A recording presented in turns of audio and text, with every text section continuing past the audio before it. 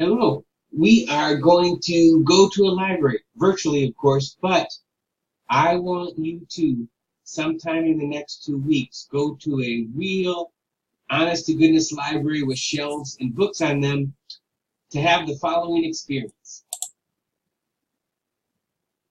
As you know from probably third grade, books are sorted in groups, right? So here is in my local library where the Garfields are kept because my 11-year-old loves Garfield. So that's where I go, and there's my list of all of the volumes of Garfield that he has. I got to keep track of this stuff, whether you're doing research or just getting books for your kid, right? But main point, books are going to be kept in areas. So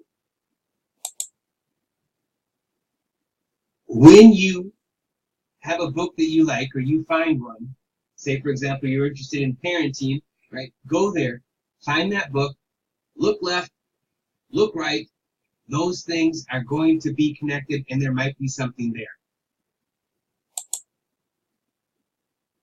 This happened just today. So at home, I'm walking around the library because that's just the type of person I am. And this book, Tools of Titan, it's a really interesting book. Tim Ferriss, he wrote the 4-Hour Workweek. He interviewed all of these super successful people in all kinds of different fields, asked them a set of questions, and he wanted to see what is it about, what do they do, right, that helps them make them so successful, and then you can take those ideas and see which apply to you. So I saw it, and I thought, hey, I'm going to go look it up. So, not look it up, but look around. So I went to this book. I'm like, Eat, Pray, Love. It's not a movie. I'm not interested. Ooh, Outliving the Devil.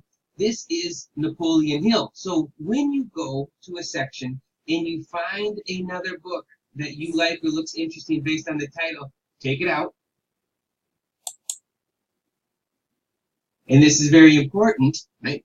Look at it. So I always go to, or almost always go to, the table of contents. Then you can see, hey, oh, what are the chapters in this? Because remember, when you're looking at books for research, you might not need the book, but you dang well need chapter 3, which is really connected to what you're writing about. So I check the table of contents, and I'll pop into some random papers and see what's out there. And so in this book, Napoleon Hill is famous for a book called Think and Grow Rich. And so he is was writing about how to be successful in business. Now, this book is something that was only like, I don't know, it was kept in storage or something, at least according to the top of it. And so in it, he has an interview with the devil, and he's asking how the devil controls people. He says, oh, look, I just occupy the empty space of the human brain and fill it with negative thoughts. Like, dang, that's interesting. I'm going to check out this book. So I checked it out. So once you see a book near a book you like, right, pick it up, table of contents, flip around, see what's interesting, and if it's worth checking out. And here's a final note. Your topic might be covered in multiple places in the library. So for example, if you are interested in the Civil War, there's going to be history, right, of course, but there's also going to be in biography probably stories of people in the Civil War, right, like General Lee, or medicine, and there's going to be something maybe about the medical practices, changes in surgical techniques, right? Art, juvenile. Okay, so we're talking Marvel Comics here for the last two, but you would find Civil War documentaries in the DVDs too.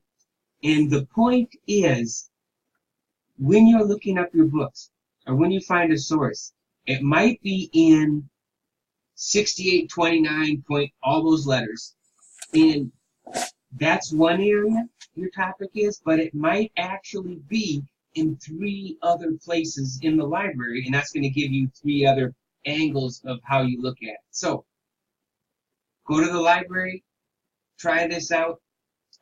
It's very cool. If you're a curious person and you haven't done this, you are going to love it.